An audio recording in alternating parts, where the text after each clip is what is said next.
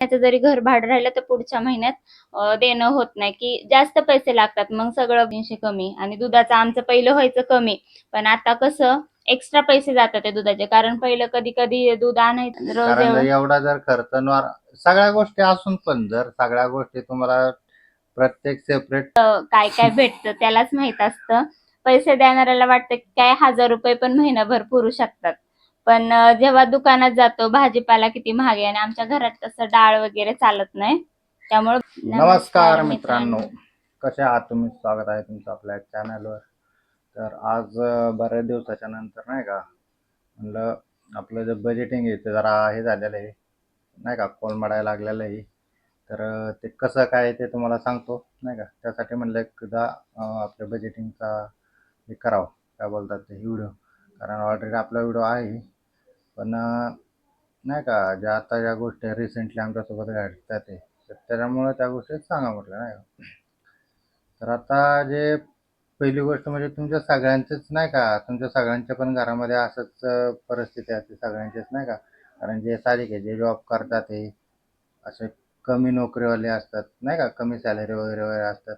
ह्या गोष्टी कुठं ना कुठं त्यांचं नाही का मंथली बजेट वगैरे ते कोलमडत असतं, काही ना काही कारणामुळे काही ना काही होतच असतं. ठीक.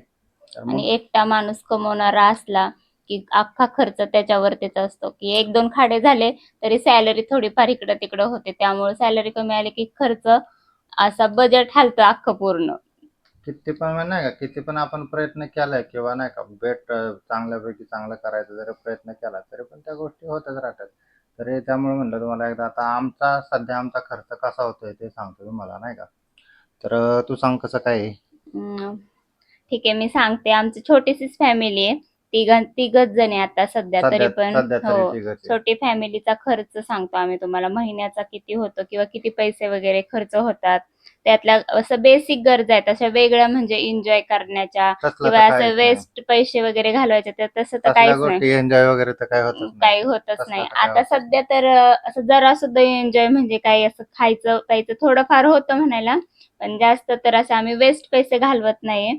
तर पहिला आमची सुरुवात होती सॅलरी झाली की झाली, की आमचा लगेच बजेट म्हणजे असं ठरलेलं आहे असं त्या ठरलेलं असतं ना फिक्स, किंवा हां, कुठलं कुठलं किती किती हे करायचं ते. किती जातात पैसे वगैरे सगळे पैसे आम्ही असं काढून ठेवतो. तर पहिलं सुरुवात होते आमचं घर भाडं. आमचं घर भाडं महिन्याला महिन्याला द्यावंच लागतं.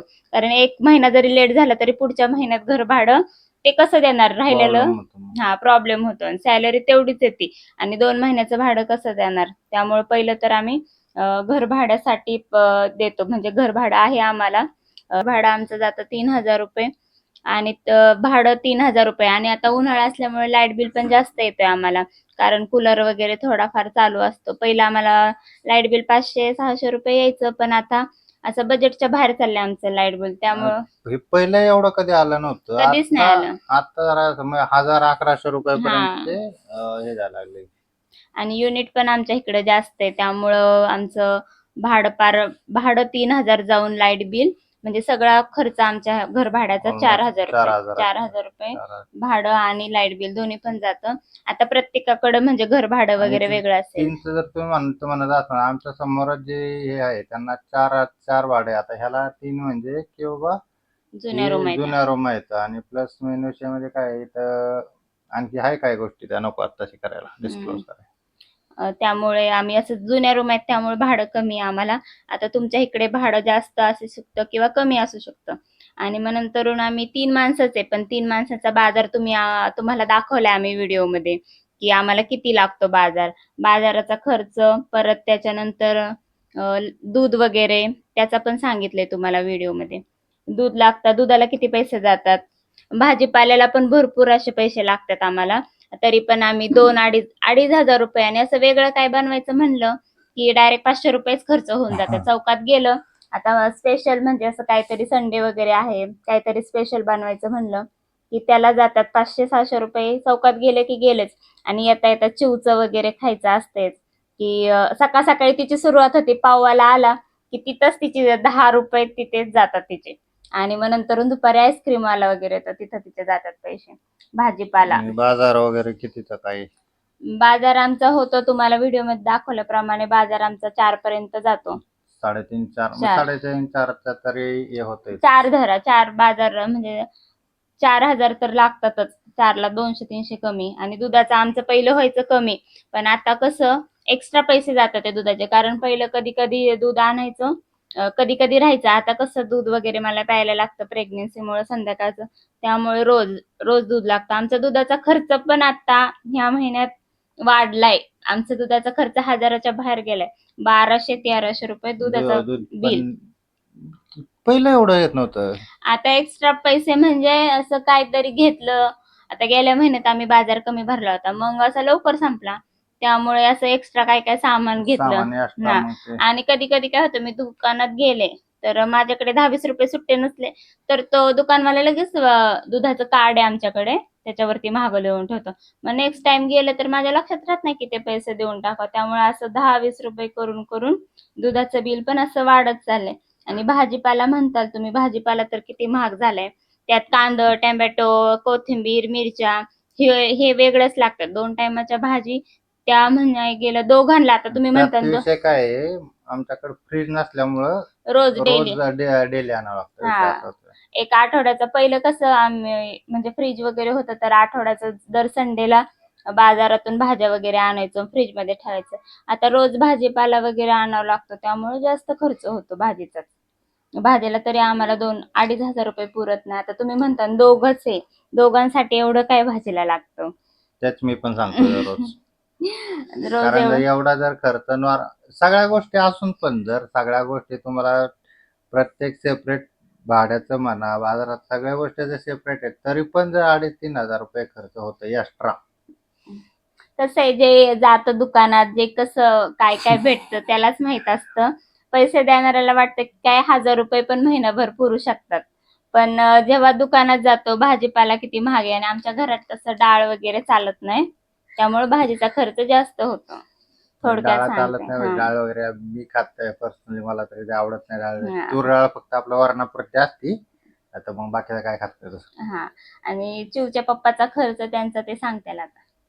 आता माझा खर्च म्हणजे कसं आहे माहिती आहे का, माझा खर्च म्हणजे वैयक्तिक आपलं एक फक्त काम टू काम जरी म्हणलं तरी पण 1,000-2,000 रुपये 2,000 रुपये तरी आपलं खर्चायला वगैरे एक्स्ट्रा ते लागतात नाही का.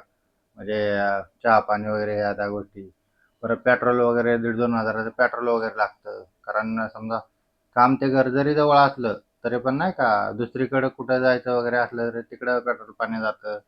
परत दुसरी गोष्ट म्हणजे आता सगळ्यात महत्त्वाचं म्हणजे जे प्रत्येकाने शिकलं पाहिजे अशी गोष्ट म्हणजे किंवा सेव्हिंग आणि इन्व्हेस्टिंग ह्या गोष्टी तुम्ही प्रत्येकाने आपल्या आयुष्यात नाही का हे केलं पाहिजे.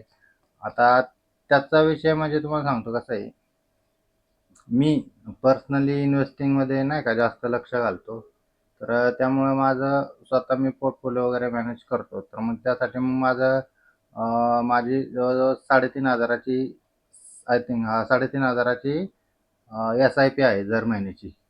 3,500ची दर महिन्याची SIP. म्हणजे ह्या सगळ्या गोष्टी झाल्याच्या नंतरच्या नाही तसं नंतर नाही म्हणता ना, कारण मी सॅलरी झाली घरी द्यायच्या आधी ना मी इन्व्हेस्टिंगच्या आणि इन्शुरन्सचे या 2 गोष्टींचे पैसे साईडला ठेवतो सॅलरी झाल्याच्या. कारण काय आहे आपल्याला ह्या गोष्टी आपण कसं मॅनेज करू शकतो, पण इन्व्हेस्टिंग आणि लाईफ इन्शुरन्स या सगळ्या गोष्टी मॅनेज करता येत नाही.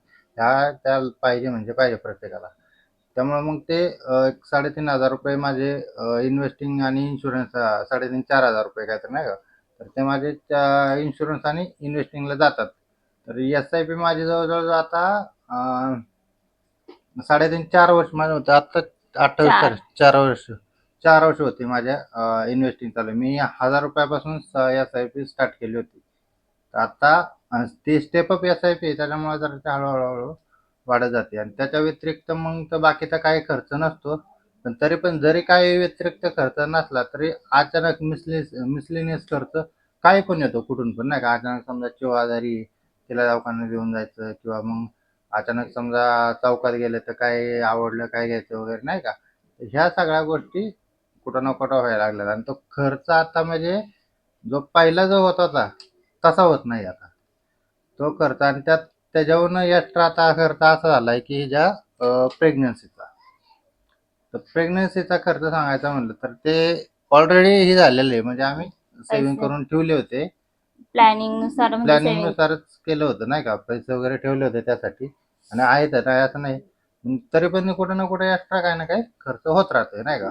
परत प्लस रिचार्जचा खर्च येतो, दोघांचे हा, मोबाईलचे ते रिचार्ज. मोबाईलच्या रिचार्ज तो विषय वेगळा असतो. तर अशा गोष्टी या सगळ्या होत राहतात.